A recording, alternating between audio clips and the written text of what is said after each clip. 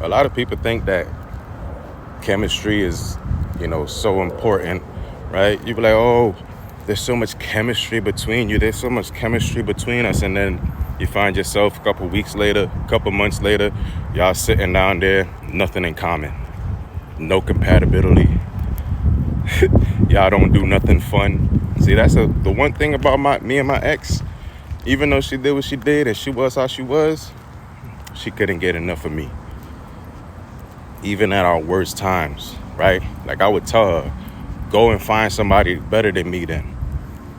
She never did. I couldn't even talk to girls as a friend, right? Because she knew, and she, I was treating her how I was treating her. And obviously when you treating a girl like that, they don't want you to treat nobody else like that. They don't want nobody else to be able to experience that good treatment. So she would get mad if she would see like a friend, like an old friend, probably somebody I ain't even talked to in years, on my Snapchat or my Facebook or some shit, and that would just throw her. But I ain't just good in the bed. We had a lot of things in common. We had a lot of life in common, a lot of fun that we had, a lot of the trips that we took. Remember I told y'all, we did probably 95% of the things that we did, she wanted to do. And it's crazy because those same things that she wanted to do, she couldn't do with no other nigga.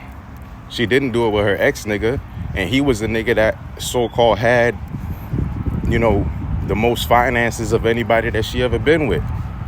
Plus it was her first serious relationship, and it was her abusive relationship. So that kind of, I had to pay for that relationship. I ain't getting into that. I already spoke about that. But, it's a lot more to have in common with people than to just have chemistry, because chemistry is only intimacy. And intimacy, you can build intimacy, right?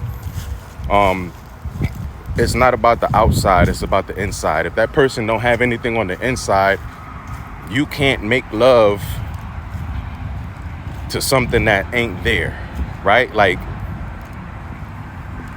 you could take somebody that's out of shape and you could help them get into shape, right? Because that shape is already there. But you can't help somebody that don't want to get into shape while they're out of shape and ignoring the figure that's underneath whatever's, sitting over it, right? So chemistry is more outside, physical, judging a book by its cover, and having things in common. That's when you get to know somebody.